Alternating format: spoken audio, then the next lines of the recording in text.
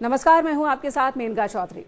तो दिल्ली में बीजेपी ने बम्पर जीत हासिल कर ली और इसी के साथ एक बड़ा सवाल कि अब अगला मुख्यमंत्री कौन होगा, दिल्ली में सीएम की कुर्सी पर कौन बैठेगा। क्योंकि बीजेपी की ओर से कोई सीएम कैंडिडेट प्रोजेक्ट नहीं किया गया था। इलेक्शन से पहले ऐसा कोई नाम नहीं रखा गया था कि अगर पार्टी जीतती है तो ये मुख्यमंत्री बनाए जाएंगे। बिना चेहरे के ही बीजेपी दिल्ली इलेक्शन में उतरी थी और कई सीनियर नेताओं को और कई मजबूत नेताओं को पार्टी ने चुनाव जिताने की जिम्मेदारी दी थी। चुनाव जीत गए अब बीजेपी के लोग, जाहिर सी बात है। तो अब सवाल है कि आखिर मुख्यमंत्री कौन बनेगा। इस सवाल को लेकर मंथन का दौर शुरू हो चुका है। केंद्रीय गृह मंत्री अमित शाह के आवास पर मीटिंग हुई, जिसमें राष्ट्रीय अध्यक्ष जेपी नड्डा मौजूद, जिसमें दिल्ली बीजेपी के नेता मौजूद हैं और तमाम बड़े लीडर्स मौजूद हैं। बीएल संतोष मौजूद हैं और इसी बात पर मंथन अब शुरू हो चुका है कि आखिर दिल्ली में बीजेपी किसे बनाएगी मुख्यमंत्री। कई नाम हैं जो कि दावेदार हैं। सबसे पहला नाम तो प्रवेश वर्मा का ही है, जो पूर्व मुख्यमंत्री साहिब सिंह वर्मा के बेटे हैं, जो इस पूरे इलेक्शन के दौरान काफी एक्टिव नजर आए। नई दिल्ली से उन्होंने अरविंद केजरीवाल, जो कि पूर्व मुख्यमंत्री हैं, उन्हें मात दी है। नई दिल्ली से ही शीला दीक्षित को मात देकर अरविंद केजरीवाल मुख्यमंत्री बने थे और अब अरविंद केजरीवाल को मात दी है प्रवेश वर्मा ने। तो उनकी दावेदारी सबसे ज्यादा मजबूत मानी जा रही है। बहुत एक्टिव भी दिखे। इससे पहले वो सांसद रह चुके हैं। 2024 के इलेक्शन में उन्हें लोकसभा का टिकट नहीं दिया गया था, लेकिन तभी उन्हें यह संकेत शायद जरूर दे दिया गया था कि आप दिल्ली विधानसभा चुनाव के लिए एक्टिव हो जाइए, और तब से ही उन्होंने दिल्ली विधानसभा में अपना एक्शन, अपनी मूवमेंट बढ़ा दी थी। प्रवेश वर्मा जब जीते तो सबसे पहले उन्होंने जाकर केंद्रीय गृह मंत्री अमित शाह से मुलाकात भी की। कई सीनियर लीडर से भी उनकी मुलाकात अब तक हो चुकी है। तो ऐसे में उनके सबसे आगे होने का कयास लगाया जा रहा है।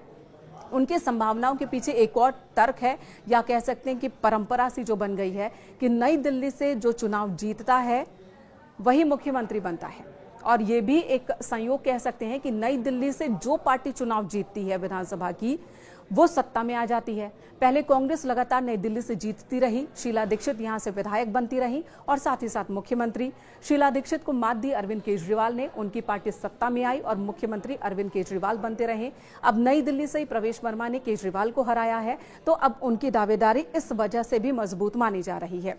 कई और नाम है। कहा यह भी जा रहा है कि पूर्वांचल के लोगों पर ध्यान है, तो ऐसे में हो सकता है कि पूर्वांचल के कोटे से मुख्यमंत्री मिल जाए दिल्ली को। और अगर ऐसा होता है तो मनोज तिवारी का नाम भी इस रेस में आगे चल रहा है, जो बीजेपी के अध्यक्ष भी रहे दिल्ली बीजेपी के, साथ ही वो सांसद लगातार बने हुए हैं। और ऐसे में मनोज तिवारी के नाम पर भी चर्चा चल रही है।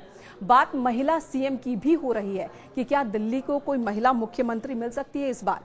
अगर ऐसा होता है तो बांसुरी स्वराज का नाम चल रहा है आगे।